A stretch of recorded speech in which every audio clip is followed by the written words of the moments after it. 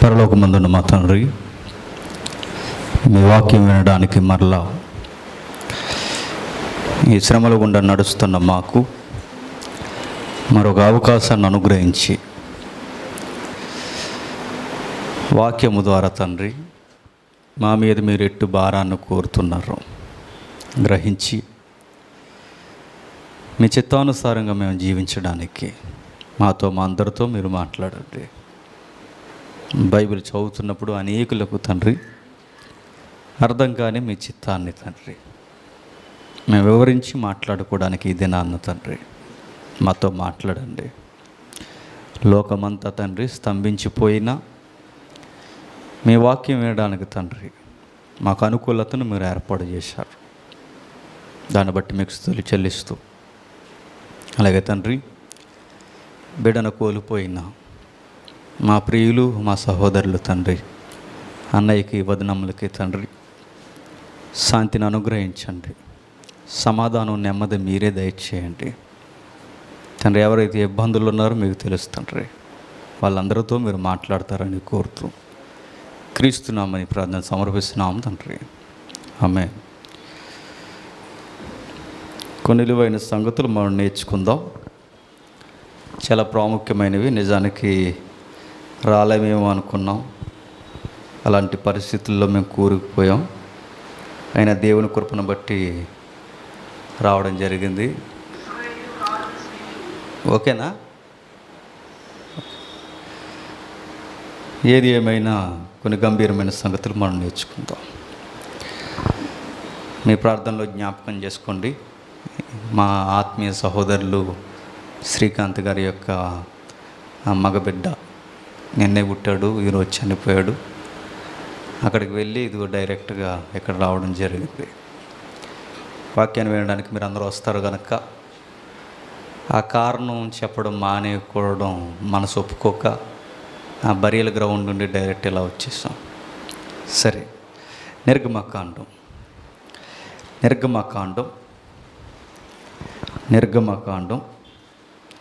19వ అధ్యాయం. నిర్గమకాండం 19వ అధ్యాయం 4-5 వచనాలు. నేను ఐగుప్తీయులకి ఏమి చేసితునో మిమ్మును గెద్ద రెక్కల మీద మోసి మీరు చూసితిరి కాగా, మీరు నా మాట శ్రద్ధగా విని నా నిబంధన అనుసరించి నడిచిన ఎడల మీరు సమస్త దేశ జనులలో నాకు స్వకీయ సంపాద్యమగును. సమస్త భూమియు నాదే కదా. మీరు నాకు యాజక రూపకమైన రాజ్యముగాను పరిశుద్ధమైన జనముగాను ఉందురని చెప్పము. జరుగుతున్న సందర్భం. నిజానికి ఒక్కరోజు ఈ తరగతి అవ్వకపోవచ్చు, బహుశా ఇది 2 తరగతులుగా కొనసాగవచ్చు. కారణం ఏంటంటే బైబిల్ని 2 భాగాలుగా మనం చూస్తాం. ఒకటి పాత నిబంధన, 2 క్రొత్త నిబంధన. అయితే పాత నిబంధనకు పెట్టిన పేరు ఏంటంటే ధర్మశాస్త్రం అన్నాడు. ఈ ధర్మశాస్త్రం అంత ఈజీగా అర్థం అవుతుంది ఎవరికి. చాలామందికి అది ఎందుకు ఇచ్చారో కూడా తెలియదు, చాలామంది ఎందుకు చదువుతున్నారో కూడా తెలియదు. అసలు ఆ 10 ఆజ్ఞల యొక్క మూల మౌలికమైన ఉద్దేశం ఏంటో కూడా చాలామందికి తెలియకుండానే బట్టి పడతారు. ఈ 2 తరగతులు మీరు జాగ్రత్తగా వినగలిగితే ధర్మశాస్త్రం అంటే ఏంటో ఒక పిక్చర్ మీకు మైండ్లో ప్రింట్ అయిపోతుంది. చూద్దాం ఒకసారి ఏమంటున్నాడంటే 19వ అధ్యాయం 4వ వచనంలో, నేను ఐగుప్తీయులకి ఏమి చేసితునో మిమ్మును గెద్ద రెక్కల మీదకి మోపి నా యొద్దకు మీరు ఎట్లు చేర్చుకుంటునో మీరు చూశారు. ఎంత విచిత్రం అంటే ప్రపంచంలో నాగరికత ఎరిగిన ఏ జాతికి ఇలాంటి ఫ్రీడమ్ రాదు, ఎప్పటికీ చెప్పండి జరగదు. బాగా వినాలి. మన భారతదేశానికి స్వతంత్రం రావడానికి ఏం జరిగింది? సత్యాగ్రహాలు జరిగాయి, ఆమరణ నిరాహార దీక్షలు జరిగాయి, అంతర్గతంగా అతివాదులు తిరగబడ్డారు, మితవాదులు ఉపవాసం చేశారు. ఒక మాటలో చెప్పాలి అంటే ఫ్రీడమ్ వాయిస్ అని ఫ్రీడమ్ ఫైటర్స్ పుట్టుకొచ్చారు మన ఇండియాలో. సాత్వికానికి పేరని పెట్టుకున్న బాలగంగాధర్ తిలక్ కానీ ఇంకా పేర్లు వద్దులంటే కొంతమంది తిరగబడ్డారు బ్రిటిష్ మీదకి, బ్రిటిష్ సైన్యం మీదకి. అయితే మీరు ఏ దేశం వెళ్ళిపోండి, ఫైట్ లేనిదే ఫ్రీడమ్ అనేది రాలేదు. కానీ ప్రపంచ చరిత్రలో చెమట కూడా పట్టకుండా, కష్టమన్నదే లేకుండా, అసలు వాళ్ళు ఏ ఫైట్ చేయకుండా పండగ చేసుకొని హ్యాపీ మూమెంట్తో స్వతంత్రం తెచ్చుకున్న దేశం ఏదన్నా ఉంది అంటే ఒకే ఒక్కటి చెప్పండి, ఇజ్రాయెల్. అంతే. పండగ చేసుకుని స్వతంత్రం తెచ్చుకున్న ఏ దేశమైనా ఉందా? మీకు స్వతంత్రం ఎలా వచ్చిందయ్యా అని అడిగితే ఏం చెప్తాం? మనం ఏవో చెప్తాం. కానీ ఇశ్రాయేలుకి స్వతంత్రం ఎలా వచ్చిందంటే పస్కా చేసుకుని వచ్చేసింది, అంతే. ఇక ఇశ్రాయేలుకి స్వతంత్రం ఎలా వచ్చిందంటే చెప్తున్నాడు, గెద్ద తన పిల్లల్ని తన మీదకి ఎక్కించుకున్న తర్వాత ఒక ఫ్లైట్ ఎలా అయితే ల్యాండ్ అవుతుందో అలా మిమ్మల్ని ఐగుప్తిలో నుంచి పాలు దేనులు ప్రవహించు పాలస్తీనాక అలా సేఫ్టీగా ఫ్లైట్ ఎక్కొచ్చినట్టుగా మిమ్మల్ని తీసుకొచ్చి అలా దించేసాను మిమ్మల్ని. అలా వచ్చింది మీకు ఫ్రీడమ్ అంటున్నాడు. చాలామంది పెద్ద ప్రశ్న అడుగుతారు, ఏమనంటే ఇశ్రాయేలీలనే దేవుడు ఎందుకు ఎన్నుకున్నాడు అని.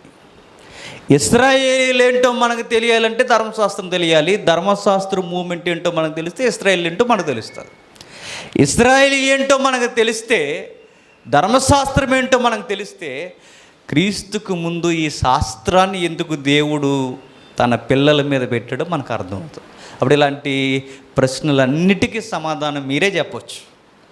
కాబట్టి విందాం ఒకసారి. ఆ వచనాలు పదాలు చాలా అవసరం. చదువుదాం. 19వ అధ్యాయం 4వ వచనం నుండి. నేను ఐగుప్తీయులకి ఏమి చేసి తిన్నో మిమ్మను గెద్ద రెక్కల మీదకి మోసి నా యొద్దకు మిమ్మల్ని ఎట్లు చేర్చుకుంటేనో మీరు చూసితిరి.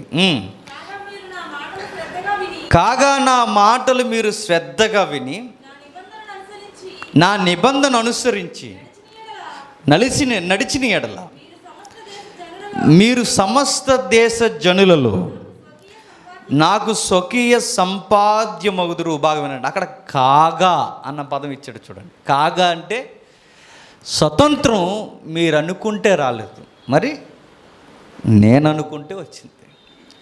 మీరు అనుకుంటేనో, మీ ప్లానింగ్ని బట్టో, మీ బడ్జెట్ లెక్కలను బట్టో, మీ ఫ్రీడమ్ వాయిస్ని బట్టో ఐగుప్తిలో నుంచి స్వతంత్రం మీకు రాలేదు. ఒకవేళ మీకు మీరుగా ఆ భయంకరమైన దేశం నుండి మీరు స్వతంత్రం తెచ్చుకోవాలనేది జరిగే పని కాదు. ఎందుకంటే ఐగుప్తీల రథాల నుండి, ఐగుప్తీల యొక్క బలం నుండి, ఐగుప్తీల యొక్క రౌతుల నుండి సామాన్య ప్రజానికం తప్పించుకోవడం అనేది అసాధ్యం.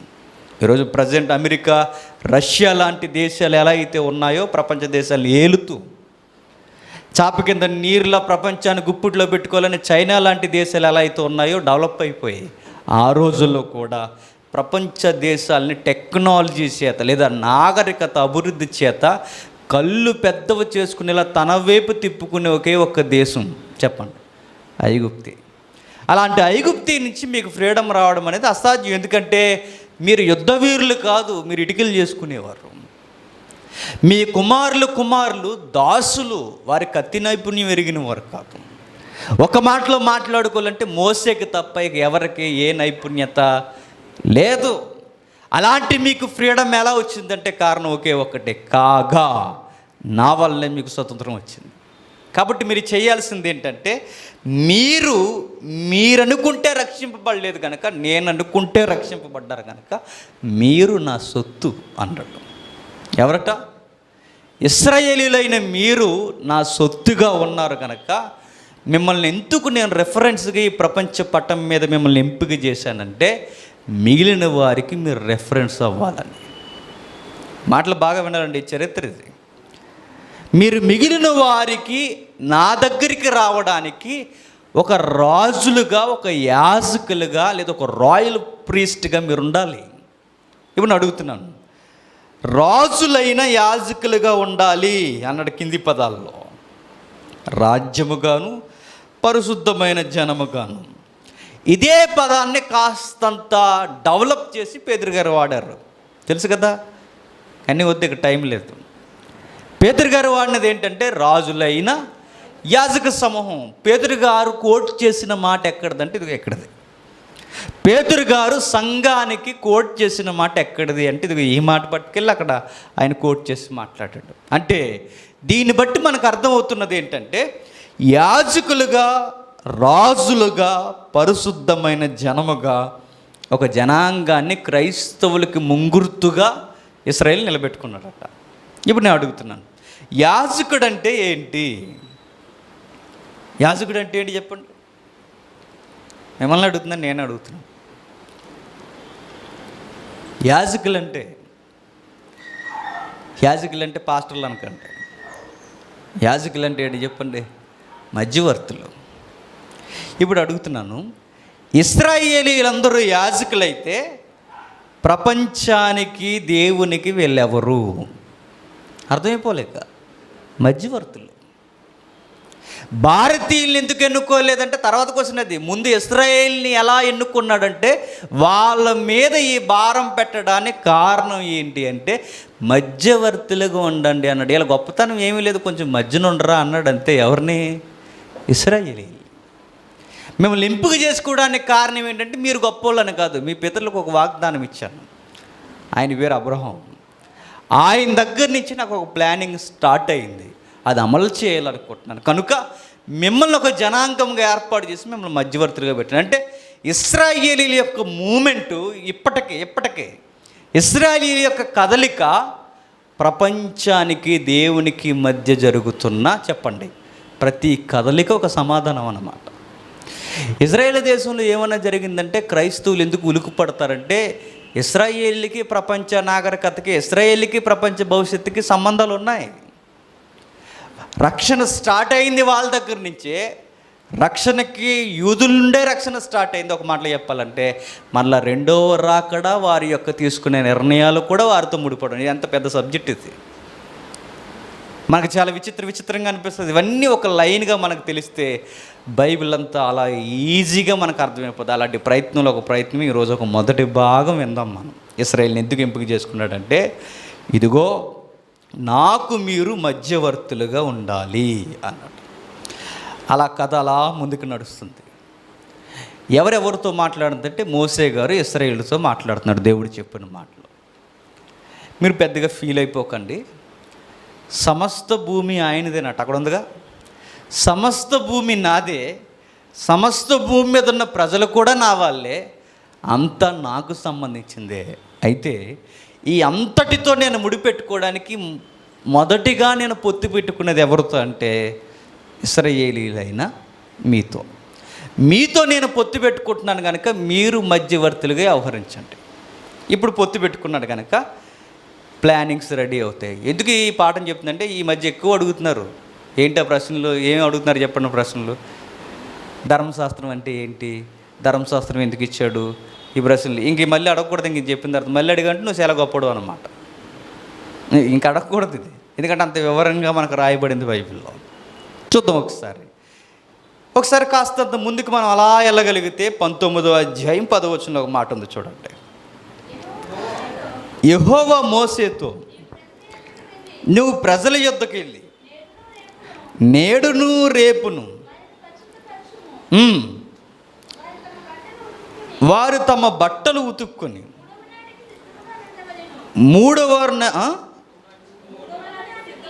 మూడవ నాటికి సిద్ధముగా ఉండవలను. మూడవ నాడు యెహోవా ప్రజలందరి కన్నుల ఎదుట సీనాయి పర్వతం మీదకి దిగును. టెక్స్ట్ మీకు అర్థం అవ్వాలి. మోసేకి చెప్పాడట ఏమని? 2 రోజుల్లో అందరినీ రెడీ అయిపోమను.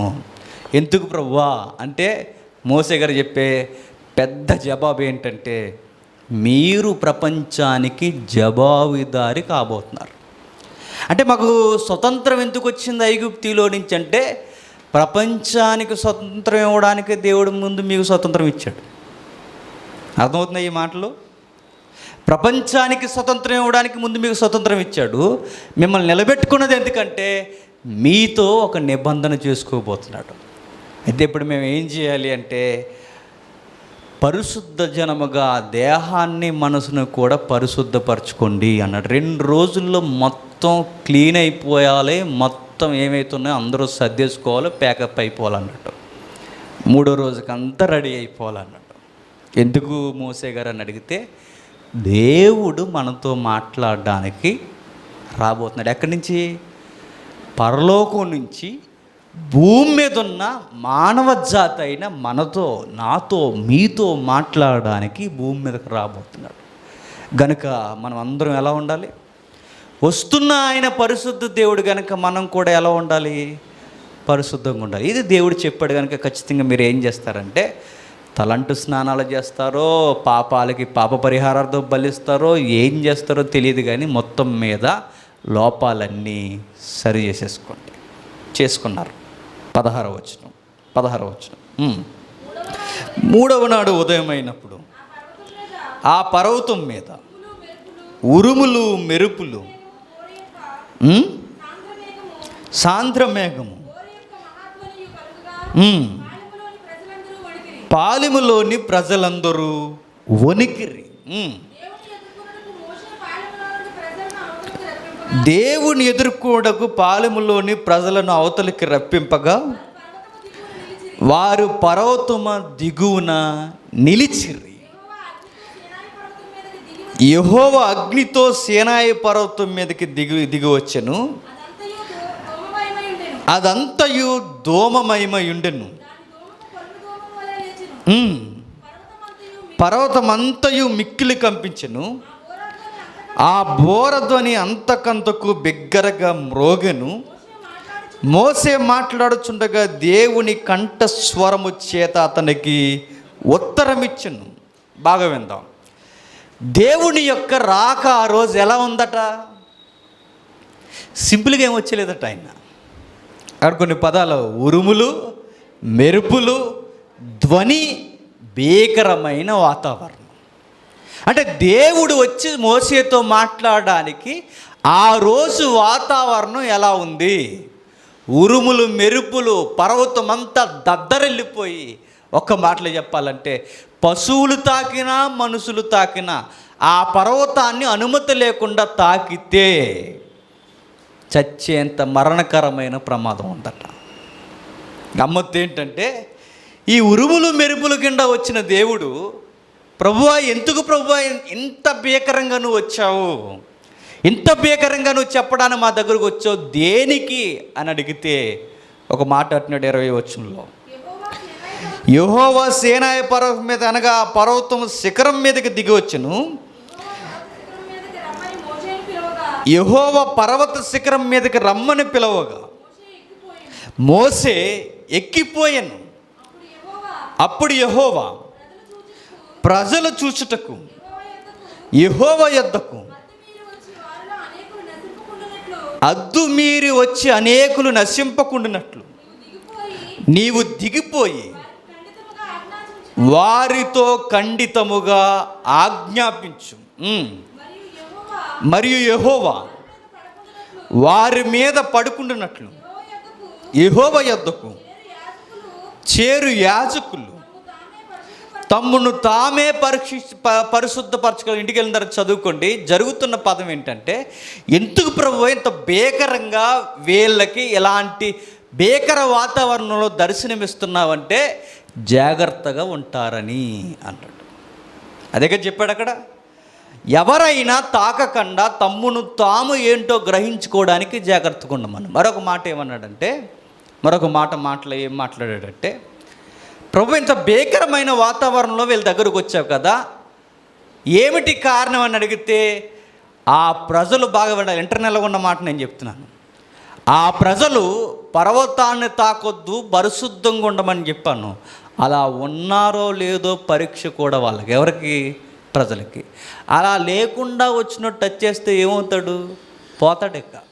అంటే ఒక విధముగా అది ఒక పెద్ద పరీక్ష. ఇప్పుడు ఇంత బాగా వినండి, ఇంత భీకరంగా ఉరుములు మెరుపులు ధ్వనితో భయంకరమైన దోమ వాతావరణంతో దేవుడు ఆ రోజు సీనాయి పర్వతం మీదకి ఎంట్రీ ఇచ్చి, బాగా వినాలి, మోసేతో 40 రోజులు మాట్లాడాడట. పెద్ద క్వశ్చన్ మార్క్ ఏంటి చెప్పనా? అదే ఉరుములు, అదే మెరుపులు, అదే భీకర వాతావరణం ఉంటే నువ్వు నేను కొండ ఎక్కమంటే ఎక్కుతామా? చెప్పండి. అస్సలు ఎక్కమ్మా. ఆ ఉరుముగే చచ్చిపోతాం మనం. గట్టిగా ఉరుమితే సింగిల్గా గదిలో ఉండేది ఎంతమంది ఉంటామా?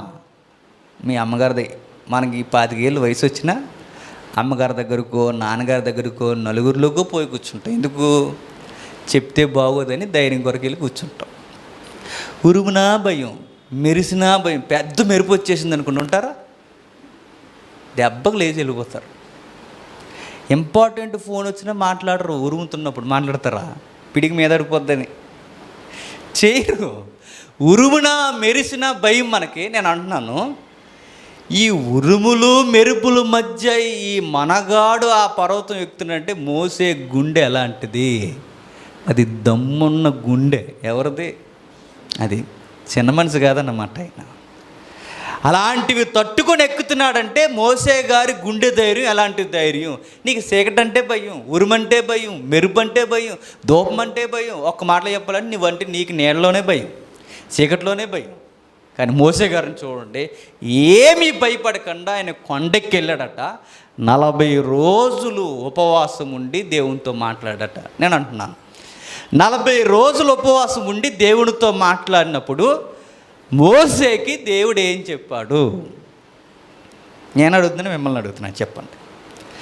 40 రోజులు ఉపవాసం ఉండి మోసేతో దేవుడు ఏం మాట్లాడాడు?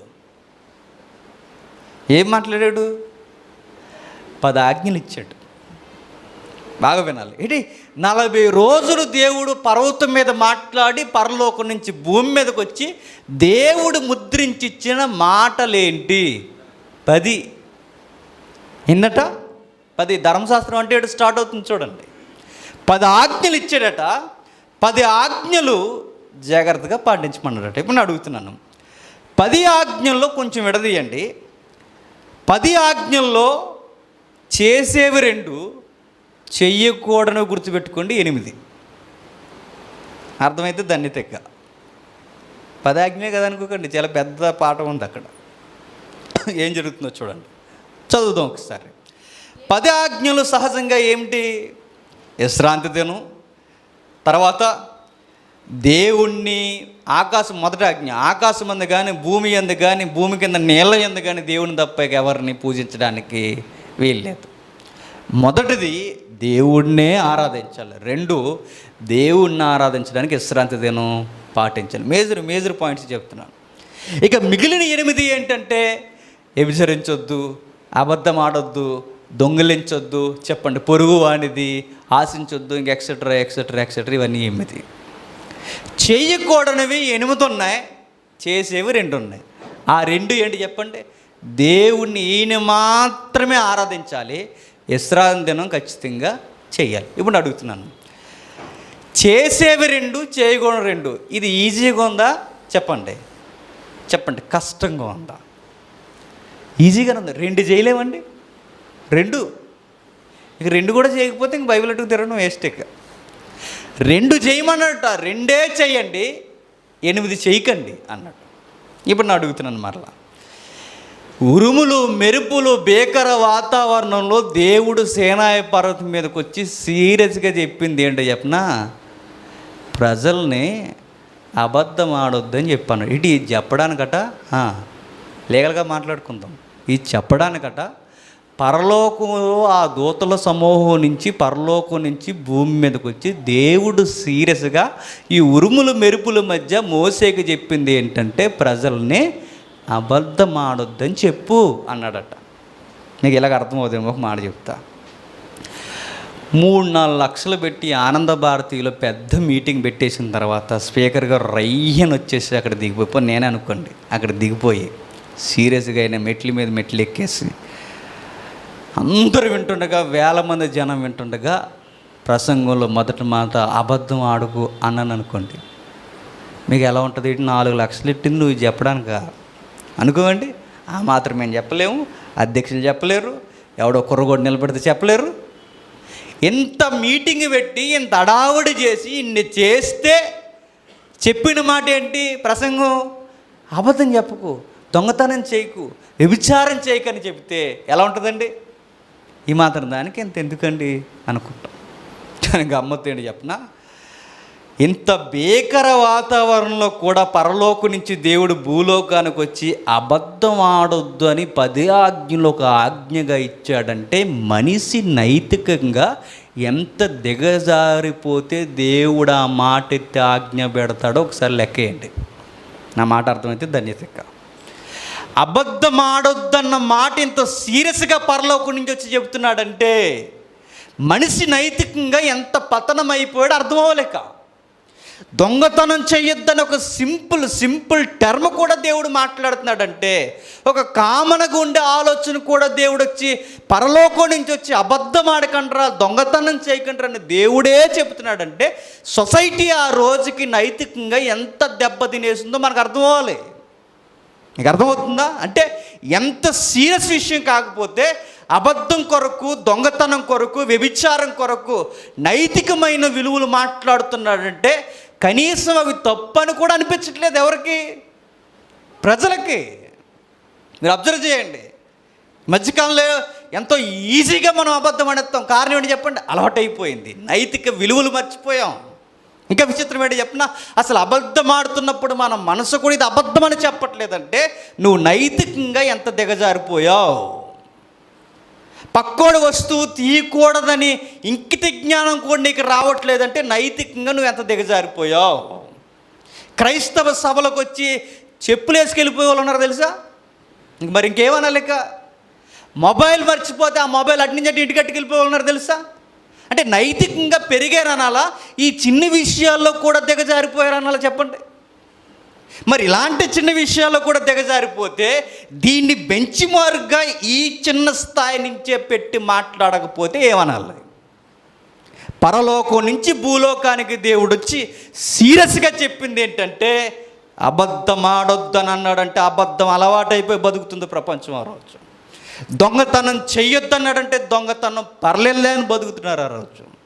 వ్యభిచారం, పొరుగోడు కొంపలోకి దూరడం, ఇరుగు పొరుగు వాడిది ఆశించడం, ఇవన్నీ కామన్ అయిపోయింది ఆ రోజు లైఫ్లో. అందుకు దేవుడు మేజర్గా పెట్టింది ఏంటంటే 2 మొదటగా చెయ్యండి, 8 ఖచ్చితముగా చేయకండి అన్నాడు. ఈ 8 ఏంటో మనకు తెలిస్తే, ఈ 2 ఏంటో తెలిస్తే మార్టిన్ లూథరన్ గారు అన్నాడు, మొట్టమొదటి 2 ఆజ్ఞలు ఏంటో మనకు బాగా అర్థమైన 10 ఆజ్ఞలు ఏంటో మనకు బాగా అర్థమైతే మొత్తం ఆధ్యాత్మిక జీవితం అలా సెట్ అయిపోద్దట. అది 10 ఆజ్ఞలు అంటే. మీకు అర్థమవుతుందో లేదు? ఆ 10 ఆజ్ఞలు అంటే ఏంటో మనకు అర్థమైపోతే ఇక మిగిలినవన్నీ చెప్పకుండానే ట్రాక్లోకి అలా వచ్చేస్తాయట. చూద్దాం ఒకసారి, వెళదాం ఒకసారి, చూద్దాం ఒకసారి. మొట్టమొదటి ఆజ్ఞలు ఒకసారి చూద్దాం. ఒకసారి అలా దాటుకుంటూ మనం వస్తే 22వ అధ్యాయమా 21వ అధ్యాయం? 21వ అధ్యాయంలో మొదటి ఆజ్ఞ ఒకసారి చూద్దాం.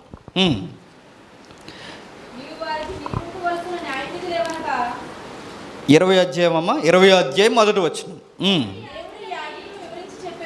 దేవుడి ఆజ్ఞలు వివరించి చెప్పాను, నీ దేవుడైన యెహోవాను నేనే, నేనే దాసుల గృహమైన ఐగుప్తిలో నుంచి మిమ్మల్ని రక్షించితిని.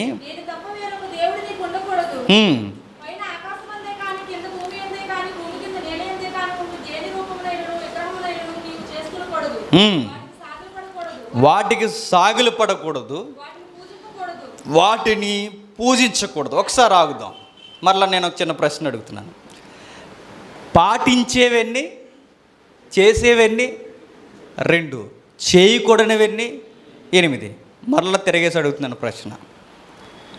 ఇందులో దేవునికి సంబంధించినవి 4 ఉన్నాయి, మనకు సంబంధించినవి చెప్పండి ఇంకెన్ని ఉంటాయి? అది కూడా చెప్పకపోతే ఇంక అన్ని సంగతి లెక్క 6 ఉంటాయి. మనకు సంబంధించిన వారు దేవునికి సంబంధించినవి 4. ఆ 4 అడి చెప్పండి. దేవుణ్ణి ఆరాధించాలి, అది దేవునికి సంబంధించింది. విశ్రాంతి దినం దేవునికి సంబంధించింది. ఇంకేమున్నాయి చెప్పండి. ఆయన నామము ఉంది అందులో. ఒకసారి చూడండి, నాకన్నా గొప్పల్లో ఉంది. మీరు 7వ వచనం చూద్దాం. నీ దేవుడైన యెహోవా నామమును వ్యర్థముగా ఉచ్చరించకూడదు. నెక్స్ట్ మరొక మాట ఉంటుంది. చూడండి. దేవుడైన అనుగ్రహించిన దేశంలో దీర్ఘాయుష్మంతుడు అగునట్లు నీ తండ్రిని తల్లిని సన్మానించు. ఇది కూడా దేవునికి సంబంధించింది. ఎట్లా అంటే ముందుకెళ్ళి కొద్దిగా అర్థమవుతుంది మనకి. అయితే ఈ 4 ఆజ్ఞలు దైవికమైన దేవునికి సంబంధించినవి. మిగిలిన 6 ఆజ్ఞలు మనకు సంబంధించినవి. ఇంకా 6 ఏంటో మీకు అర్థమైపోద్ది. నరహత్య, వ్యభిచారం, దొంగతనం, పొరుగోడు నాశించడం, మనసులో ఇంకా ఏదో ఆశ పెట్టుకోవడం. ఒక మాటలో చెప్పాలంటే నీకు అర్థమవుతుంది కానీ పక్కోడని నాయ అనుకోడు. ఇలా అనుకుంటున్న లైఫ్ స్టైల్ని ఏమన్నాడంటే ఇదిగో ఇవి చెయ్యొద్దు, ఇవి చెయ్యండి అన్నట్టు. మరొక మాట ఏమన్నాడంటే నా జీవితానికి, బాగా వినాలి, నా జీవితానికి ఆ 6 నేను పాటించాలి అంటే ఫస్ట్ ఆ 4ని 2 చేస్తే ఆ 2 ఉన్న భావం నాకు అర్థమైతే మిగిలిన 6 కూడా చక్కగా అర్థమవుతాయట. ఇది మార్టిన్ లూథరన్ గారు అన్నారు. మరలా ఆ మొదటి 2లో ఫస్ట్ది దేవుణ్ణి అర్థం చేసుకోవడం. ఎవరిని అర్థం చేసుకోవాలట? దేవుణ్ణి అర్థం చేసుకోవాలి. రెండోది నీ తల్లిదండ్రుల్ని, అందులోనే కలుపుతున్నాను, నీ తల్లిదండ్రుల్ని సన్మానించడం. ఇప్పుడు అడుగుతున్నా, దేవుణ్ణి ఎలా చూస్తానో దాన్ని చూసేదాన్ని బట్టే నా ఇరుగు పొరుగుల్ని చూస్తానట. క్షణాల క్రితం ఒక మాట అన్నాను, మళ్ళీ ఒకసారి నేను లేవనెత్తుతున్నాను. మనం ఏంటో మనకు బాగా అర్థమయ్యేది ఏంటో చెప్పనా? మనం నమ్మే దేవుడు ఏంటో దాన్ని బట్టే మనం ఏంటో బాగా తెలుస్తామట. అర్థమైందో లేదో? నువ్వు నమ్మే దేవుడిని బట్టి నీ వ్యక్తిత్వం ఏంటో చెప్పొచ్చట. నీ దేవుణ్ణి బట్టి నువ్వేంటో చెప్పొచ్చట. నిన్ను బట్టి నువ్వు నమ్మే దైవం ఎలా ఉంటాడో చెప్పొచ్చట. ఎట్లా అంటే తలకాయలు నరికేసి మెడలో వేసుకుని కాలు కింద ఒకరిని కిందేసి తొక్కేసి మరలా ఇంకొకరిని చంపేయడానికి రెడీగా ఉన్న ఒక రూపాన్ని నువ్వు ఆరాధిస్తున్నావంటే నువ్వెంత వైలెన్స్ లాంటి మనస్తత్వం కలిగితే అలాంటి ఆకారానికి దండం పెడతావో అర్థమైపోతుంది. అంటే నువ్వు నమ్మే దైవం నీ మనస్సాక్షి అంటే చెప్తుంది. మరలా నేను చెప్తున్నాను, నీ తత్వం ఇలా ఉండడానికి కారణం ఏంటంటే నువ్వు నమ్మే దైవం. ఇంకా మీకు బాగా అర్థం కావాలంటే ఒకసారి చెప్పాను, అది అప్లోడ్ చేయలేదు, గొడవలు అయిపోతాయి అని. ఎప్పుడైనా అప్లోడ్ చేయలేదు ఆ మెసేజ్. మరలా ఒక మాట ఏంటంటే, ఒక ఆయనట ఈ ఇస్లాం కంట్రీలో ఉగ్రవాదులు ఉన్నారుగా, 9:30 అయిపోయింది, అప్పుడే ముగించేసుకుందాం. ఇస్లాం కంట్రీలో ఉగ్రవాద సంస్థ ISIS వీళ్ళు ఏం చేశారంటే ప్రపంచ దేశాల్లో వాళ్ళని ఆనుకున్న కొన్ని దేశాల్లో అందమైన ఆడపిల్లని ఎత్తుకొచ్చి చిన్న మార్కెట్లాగా ఏర్పాటు చేసి కోడి పిల్లలు అమ్మినట్టు అమ్మేస్తున్నారట. అమ్మేయడం కాదు, ఉచితంగా ఎవరికి నచ్చిన పిల్లలను వాడికి ఇచ్చేస్తున్నారట. ISIS గురించి రాసింది ఇది. అయితే దేనికి ఇస్తున్నారు ఈ అందమైన ఆడపిల్లని అందరిని ఎత్తుకొచ్చి అంటే వీళ్ళంతా జిహాద్ యుద్ధం చేస్తున్నారు. ఎవరు? ఈ తీవ్రవాదులందరూ. ఈ యుద్ధం చేస్తున్న వాళ్ళందరూ దేని కొరకు యుద్ధం చేస్తున్నారంటే పవిత్ర యుద్ధం దేని కొరకు అంటే దేవుని కొరకు యుద్ధాలు చేస్తున్న వీళ్ళకి సంసారాలు ఈ సుఖాలు ఉండవు కనుక ఆడపిల్లల్ని ఎత్తుకొచ్చి వాళ్ళకి గిఫ్ట్లుగా ఇచ్చేస్తున్నారట. ఇప్పుడు అడుగుతున్నాను, ఇలాంటి దుర్మార్గమైన పని చేస్తున్నారంటే నువ్వు ఎలాంటి దేవుణ్ణి నమ్ముతున్నావో దాన్ని బట్టే చెప్పండి అర్థమైపోతుంది. మరొక ఆయన చెప్పనా, ఇంకా చెప్పొచ్చు లేదో నాకు తెలియదు, లైవ్ వెళ్తుంది అది. నమాజ్ చదువుకొని ఆ ఆడపిల్లల్ని అత్యాచారం చేయడానికి వెళ్ళాడట. అంటే ఆయనకి ఏమని అర్థమవుతుంది ఆయన మనసులో? ఒకసారి మీరు ఆలోచించండి. మీకు అర్థమవుతుందా? ఆ మధ్య కాలంలో స్టోటపురంలో యేసుప్రభు ప్రార్థన చేసుకుని దొంగతనానికి వెళ్ళిపోరట, మంచి బాగా దొరకాలని. ఏంటి? బంగారం, డబ్బులు. అంటే మీకు అర్థం అవ్వాలి, వాడి పేరుకి యేసుప్రభునే నమ్ముకుంటున్నాడు కానీ వాడు అనుకున్న ఒక ఫీల్ ఉంది గుండెల్లో. మీకు అర్థమవుతుందా? అంటే పేరుకి ఈ దేవుడిని మనం నమ్ముతున్నాం అంటాం అంతే. కానీ విచిత్రం ఏంటి చెప్పిన, ఆల్రెడీ నీ గుండెల్లో నీకు నచ్చిన దేవుడు ఒకడు ఉంటాడు. ఆ దేవుడు అనుకున్న ఫీలింగ్లో నువ్వు చేస్తావు. ఆ ఫీలింగ్ నిన్ను ఏమంటుందంటే, ఏం పర్లేదులేరా అంటదన్నమాట. ఇంకా మీకు బాగా అర్థం కావాలంటే పెద్ద క్వశ్చన్ ఏంటి చెప్పిన, సొలొమోను గారు 1000 మంది భార్యలు చేసుకున్నాడు. దావీదు గారు కూడా చాలామంది చేసుకున్నాడు, లెక్కలేదు ఎప్పుడుని. ఆయన కూడా చాలామందిని చేసుకున్నాడు. ఎవరన్నారు కానీ మంచి మాట అన్నారండి. ఆయన ఏమన్నారంటే, దివారాస్తులు దేవుని జ్ఞానం చేత తప్పించిపోయే ఈ దైవికమైన బిడ్డలకి వీళ్ళకి బహుభార్యతత్వం తప్పు అనిపించలేదా అన్న ప్రశ్నకి ఆయన ఏమన్నాడంటే, అనిపించలేదట. కారణం ఏంటి చెప్పిన, ఆ యాంగిల్లో వాళ్ళు అనుకున్నారట దేవుడు ఏమనలే అనుకున్నారట. అంటే కారణం ఏంటి చెప్పిన, అన్నిట్లో పర్ఫెక్ట్గా చూసిన దేవుణ్ణి ఒక కాలంలో వాళ్ళకి నచ్చిన దేవుణ్ణి గుండెలు పెట్టుకున్నారు. దావీదు గారు కానీ చెప్పండి, సొలొమోను గారు కానీ, అది వాళ్ళకి నచ్చిన దేవుడు అన్నమాట. అలాగే ఇక్కడ మనం చూడండి, నువ్వు చేసే పనులు లేదా నీ వ్యక్తిత్వం నువ్వు ఎలా చేస్తున్నావంటే అసలు నువ్వు దేవుడు అనే ఫీలింగ్, ఏ ఫీలింగ్తో బతుకుతున్నావు నువ్వు. నీ దేవుడు అనే దేవుడు ఖచ్చితత్వం కలిగిన దేవుడే నీ గుండెల్లో ఉంటే నీ మిగిలిన పనులు కూడా చెప్పండి ఖచ్చితత్వంతో కూడినవే ఉంటాయి. మొదట ఆజ్ఞగా దేవుడి వైపే దేవుడు చూడాలని ఎందుకు ఆజ్ఞగా పెట్టాడంటే, ఈ దేవుడు చూసే దృష్టికోణం బాగుంటే చెప్పు నీ మిగిలిన కోణాలన్నీ బాగుంటాయి. నువ్వు దేవుడిని చూసే మొదటి దృష్టికోణమే బాగోకపోతే ఇక మిగిలినవన్నీ చూస్తున్నా నీకు తప్పు అనిపించదు. అందుకు దేవుడు మొట్టమొదటి ఆజ్ఞగా ఏం పెట్టాడంటే, ఇదిగో నీవు చేయాల్సిన మొట్టమొదటి నన్ను చూడడం సరిగ్గా నేర్చుకో. కనబడిన ప్రతి ఆకారాన్ని, భూమి మీద, నేళ్ల కింద, ఆకాశంలో ఏ మెరుపు కనబడతా మెరుపుకి దేనికి పడితే దానికి దండాలు పెట్టేశావో నీ మనసు ఎలాంటిది చెప్పినా మరులు కొలుపుతుందట. బైబిల్లో రాయబడింది, మరులు కొలపబడతామట. అంటే పర్లేదులే అనే ఒక ఫీలింగ్లోకి మనం నడిపి, అంతే. ఖచ్చితమైన దేవుడు మనం చూసామనుకోండి, మన మైండ్, మన మనస్సు చెబుతా దేవుని చెప్పినా, ఇదిగో ఈ దేవునికి ఇవి చెప్పండి నచ్చవు అని. అందుకే మొట్టమొదటి ఆజ్ఞ మనకి ఏం కనబడుతుందంటే, ఇదిగో నువ్వు దేవుడినే ఆరాధించాలి. దేవుడు ఏంటో నీకు తెలిస్తే నువ్వేంటో తెలుస్తావు, నువ్వేంటో నీకు తెలిస్తే నీ చుట్టూ ఉన్నవారేంటో నీకు తెలుస్తుంది, నీ చుట్టూ ఉన్నవారేంటో నీకు తెలిస్తే నరహత్య చేయకూడదు, వ్యభిచారం చేయకూడదు, దొంగతనం చేయకూడదు, నీకు అన్నీ అర్థమవుతాయి. అంటే ఈ 9 ఆజ్ఞలకి మొట్టమొదటి ఆజ్ఞ గుద్దేసేది ఏంటంటే దేవుణ్ణి చూడడం సరిగ్గా నేర్చుకో. అందుకు మొట్టమొదటి ఆజ్ఞది. రెండవది, తల్లిదండ్రుల్ని సన్మానించాలి, గౌరవించాలి. ఇప్పుడు నేను అడుగుతున్నాను, నా తల్లిదండ్రుల్ని నేను గౌరవించాలి అంటే నాకు ముందు దేవుణ్ణి గౌరవించడం అంటే ఏంటో తెలియాలి. దేవుణ్ణి గౌరవించడం అంటే ఏంటో నాకు తెలియకపోతే నా తల్లిదండ్రులను కాదు కదా, నా చుట్టూ ఉన్న వాళ్ళని కూడా ఎలా గౌరవించాలి, కనీసం గౌరవంగా మాట్లాడడం కూడా మనకి రాదు. ఇంకా మనం మాట్లాడుకోవాలి అంటే ఒక సైకాలజిస్ట్ ఇలా అన్నాడు. ఏమన్నాడంటే, ఒకడు ఊరకే రోడ్డు మీద వచ్చి సెంటర్లో పెద్ద గొడవ వేసుకున్నాడంటే కారణం ఏంటి చెప్పండి. ఆడికి ఇంట్లో కుదరలేదని. మీకు అర్థమైందో లేదో, ఆడు ఒకడు సెంటర్లోకి వచ్చి ఊరకే గొడవ మీద గొడవ పెట్టేసుకుంటాడంటే కారణం ఏంటంటే ఆడికి ఇంట్లో కుదరలేదు, ఆడికి మనశ్శాంతి లేదు. ఆ మనశ్శాంతి లేక ఆ కోపం ఎవరి మీద చూపిస్తున్నాడు వచ్చి ఈదిలో. ఇప్పుడు నేను అడుగుతున్నాను, నీ నడవడికి కానీ, నీ ఆలోచనలు కానీ, నీ సంబంధాలు కానీ, లేదా నువ్వు తీసుకునే నిర్ణయాలు కానీ సరిగ్గా లేవడానికి కారణం ఏంటంటే చెప్పు, నీకెక్కడో ఇంటర్నల్గా సరైన బంధం కుదరలేదు.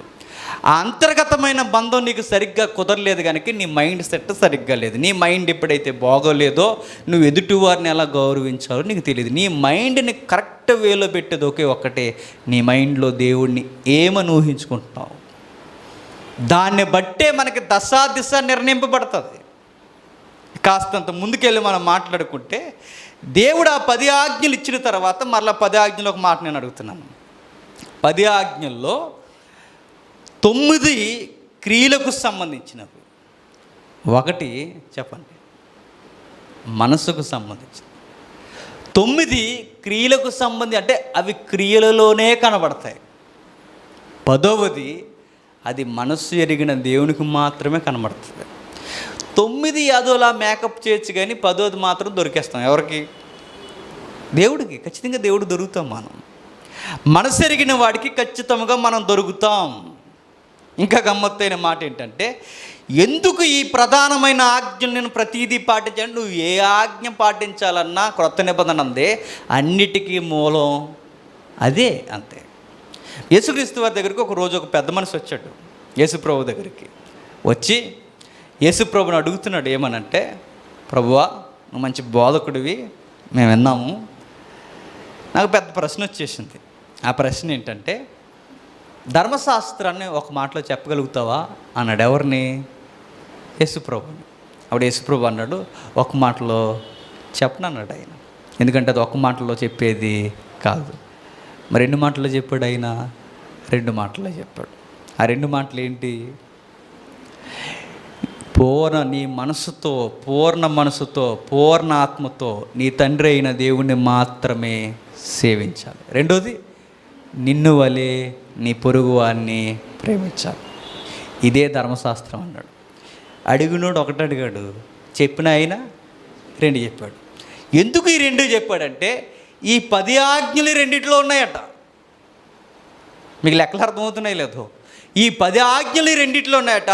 ఈ 2 మనం చేస్తే మన 10 ఆజ్ఞలు నెరవేర్చడమే కాదు, దేవుని చిత్తాన్ని మన జీవితంలో నెరవేరుస్తామట. ఇంకా మనకు బాగా అర్థం కావాలి అంటే, దేవుణ్ణి మనం అర్థం చేసుకొని దేవుణ్ణి ప్రేమించి దేవుణ్ణి గౌరవిస్తే, నేను దేవుణ్ణి ప్రేమిస్తున్నాను, నేను దేవుణ్ణి గౌరవిస్తున్నాను, నేను దేవునితో భక్తి కలిగి జీవిస్తున్నాను అనడానికి ప్రాక్టికల్గా సొసైటీలో రుజువు ఏంటి చెప్పండి? 2 ఆజ్ఞే. ఏంటి 2 ఆజ్ఞ ఏంటి? పొరుగోడిని ప్రేమి. నేను దేవుణ్ణి ప్రేమిస్తున్నాను అనడానికి నేను కనబరుచుకునేది ఎక్కడ చెప్పండి? చెప్పండి. పొరుగోడిని ప్రేమించడం. నేను దేవుణ్ణి గౌరవిస్తున్నాను అనడానికి ప్రాక్టికల్గా గుర్తు ఎక్కడ చెప్పండి? పొరుగోడిని గౌరవించడం. ఒకరోజు మదర్ తెరీసా గారిని అడిగారు ఒక విలేకరు వచ్చి, అమ్మా, నువ్వు ఇంత సేవ ఇంత గంభీరంగా నువ్వు ఎలా చేయగలుగుతున్నావు? మా వల్ల అవ్వట్లేదు అర్థం చేసుకోవడం. ఎలా చేయగలుగుతున్నావు అంటే, ఆవిడ అన్న మాట ఏంటి చెప్పనా? నేను ఎలా చేయగలుగుతున్నా అంటే, నా ప్రభువుని నేను ప్రేమిస్తున్నాను. ఆ మాట తింగరోళ్ళకి అర్థమైందో లేదో ఆ రోజు.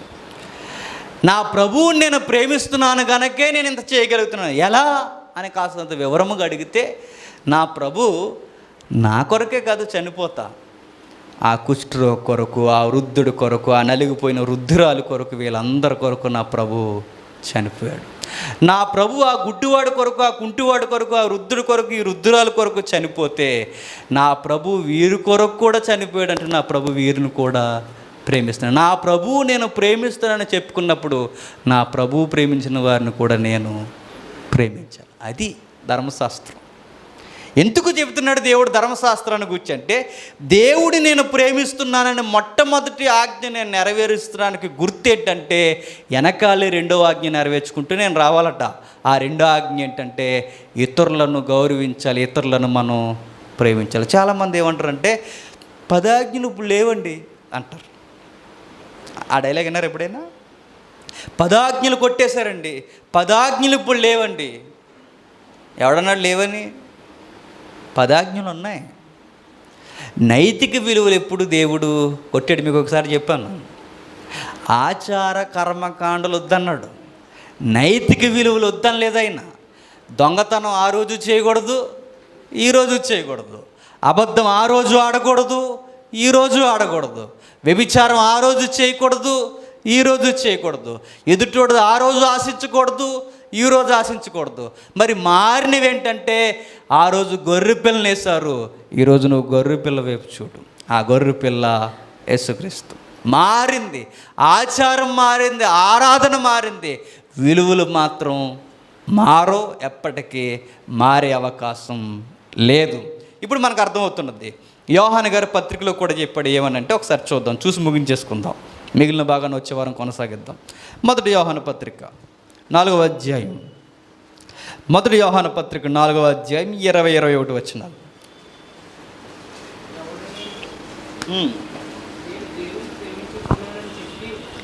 ఎవడైనను నేను దేవుని ప్రేమించుచున్నానని చెప్పి తన సహోదరుని ద్వేషించిన ఎడల అతడు అబద్ధికుడగును. తను చూసిన తన సహోదరుని ప్రేమించినవాడు తాను చూడని దేవుణ్ణి ఎలా ఎంత పెద్ద కౌంటర్ చూడండి. యోహాను గారు అంటున్నారు, నేను మొదట ఆజ్ఞ నెరవేరుస్తున్నాను అనడానికి రెండో ఆజ్ఞ నెరవేర్చాలట. ఆ రెండో ఆజ్ఞ ఏంటి చెప్పండి? సహోదరుణ్ణి ప్రేమించాలి. నేను మొదటి ఆజ్ఞ అంటే నేను ఆకాశం అందు కానీ, భూమి యందు కానీ, భూమి కింద నీళ్ళ యందు కానీ నేను ఏ దేవుడిని ఆరాధించట్లేదు, ఆ దేవుడినే ప్రేమిస్తున్నాను అనడానికి గుర్తు ఏంటంటే చెప్పండి, ఇతరులను కూడా నేను ప్రేమించాలి, గౌరవించాలట. నేను ఇతరులను గౌరవించకుండా, ఇతరులను ప్రేమించకుండా ఆ యెహోవానే నేను ప్రేమిస్తున్నానంటే చెప్పండి, అది పచ్చి అబద్ధం అట. చాలామంది చూడండి, బైబిల్ చదువుకుంటారండి, క్లాసులకు వస్తారు, ప్రార్థనలకు వెళ్తారు, ఉపవాస కూడికలు ఉంటారు, మోకాళ్ళు ప్రార్థన చేస్తారు, కానీ పక్కోడితో మాట్లాడరు. మరి అదేం భక్తో? అన్నీ చేస్తారట కానీ పక్కోడిని పట్టించుకోరట. కనీసం చూసినా చూడలేని వెళ్ళిపోతారట. చూడండి, ఇది భక్తి అండి. అప్పుడు యేసుప్రభు అంటాడు, లేదా యెహోవా దేవుడు అంటాడు, ప్రభు నీ కొరకే నేను బతుకుతున్నాను ప్రభు అంటే, అప్పుడు ప్రభు అంటాడు సీరియస్గా, ఎవడరా నువ్వు అని అడుగుతాడు. ఎవరిని?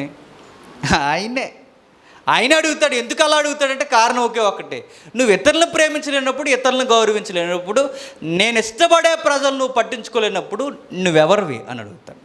ఇప్పుడు మూలని చెప్పి నేను ముగించేస్తాను. ఇక అసలు నేను మిమ్మల్ని ఎంపిక చేసుకున్నది దేనికో తెలుసా?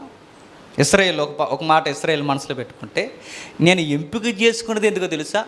ఈ ప్రపంచానికి మధ్యవర్తులుగా ఉంటారని. మధ్యవర్తులుగా ఉండడం అంటే మధ్యకు చాలా ఉండమని కాదు.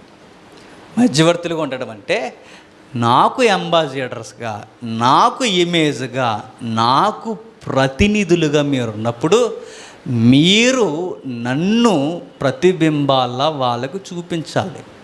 ఎవరికి? ప్రజలకి. వీళ్ళు ఎలా ఉంటున్నారబ్బా, ఇంత ప్రేమిస్తున్నారు, ఎలా జీవిస్తున్నారబ్బా ఇంత ఖచ్చితంగా అంటే, అప్పుడు ప్రజలకు అర్థం అవ్వాలట, వీళ్ళు నమ్మే దేవుడు చెప్పండి గొప్పవాడు అని. ఎందుకు మధ్యవర్తులుగా నిలబెట్టుకున్నారంటే, మనం చేసే పనులు, మనం తీసుకునే నిర్ణయాలు, మన ప్రేమ భావజాలాన్ని బట్టి ప్రజలట వీళ్ళ దేవుడు ఎవరని ఎతికేలా దేవుడి దగ్గరికి రావాలట. అందుకు మధ్యవర్తులుగా ఆ రోజు ఇశ్రాయేలునైనా పెట్టాడు, చెప్పండి ఈరోజు క్రైస్తవులనైనా పెట్టాడు. ఇది మర్చిపోయాం మనం. దేవునికి మధ్యవర్తులకు ఉన్న మనం ఏం చేస్తాం చెప్పనా? మధ్యవర్తులకు ఉండి మధ్యలో గొడవలన్నీ పెడుతున్నాం. ఎవరి మీదకి? దేవుడు ఎవరినైతే ఆకర్షించాలనుకున్నా వాళ్ళ మీద గొడవలు పెడుతున్నాం, వాళ్ళని తిడుతున్నాం, కొడుతున్నాం, పోరాడుతున్నాం. మనం విషయం ఏంటి చెప్పనా? గేటు తీరంటే గేటు దగ్గర నిలబడి అడవుడు ఎక్కువ చేస్తున్నాం మనం. నీకు బాగా అర్థమైపోలేక రాజుగారు అక్కడ ఉండి గేటు దగ్గర నేను నిలబెట్టి గేటు తీరని అడిగితే, గేటు దగ్గరికి వచ్చినోడితో అన్నాడట, ఏమని? నాకు ఇష్టం లేదు రాక అన్నాడట. ఎవరిని? వచ్చినోడిని. రాజుగారు ఏమో రమ్మన్నాడు, మధ్యలో ఉన్నవాడు అన్నాడట రాక అన్నాడట. రాజుగారు లెగిస్తే ఎవరిని తొక్కేస్తాడు చెప్పండి? మధ్యలోనూ తొక్కుపడేస్తాడు. నిన్ను డోర్ కీపర్గా పెట్టుకుంది నీ ఫీలింగ్స్, నీ అడావుడి, నీ బిల్డప్ ఇస్తావని కాదు. నేను పెట్టుకున్నది ఎందుకంటే నువ్వు సింపుల్ జాబు, రాజుకి విధేయత చూపిస్తూ, గౌరవాన్ని ప్రజలకు చూపిస్తూ, వచ్చిన వారు ఆహ్వానిస్తూ, గౌరవంగా విధేయతతో డోర్ ఓపెన్ చేసి రండి అని ఆయన రాజ్యంలోనికి పిలవడం. అంతకు మించి బిల్డప్ మనం ఏమీ చేయకూడదు, గుర్తుపెట్టుకోండి. అంతకు మించి ఎవరికి మనం అడావుడి చేయకూడదు. మన పిలుపు ఏంటంటే మధ్యవర్తులు ప్రభువు దగ్గరికి నడిపించడానికి, అంతే.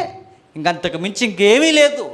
ధర్మశాస్త్రం నుంచి నడక మనకు కనబడుతుంది. చూడండి, మొదటి ఆజ్ఞ దేవుణ్ణి ఎలా చూడాలో తెలుసుకోవాలి. రెండో ఆజ్ఞ దేవుని చూడడం నాకు తెలిస్తే ఇతరుని ఎలా చూస్తున్నానో తెలుస్తుంది. ఇతరుని ఎలా చూస్తున్నానో దాన్ని బట్టి నేను దేవుడిని ఎలా చూస్తున్నానో నాకు ఈజీగా అర్థమైపోద్ది. ఎన్ని ఆజ్ఞలు అయినాయి? 2 అయినాయి. ఇంకెన్ని ఉన్నాయి? 8 ఉన్నాయి. ఈ 8 సంగతి వచ్చే వారం చూద్దాం.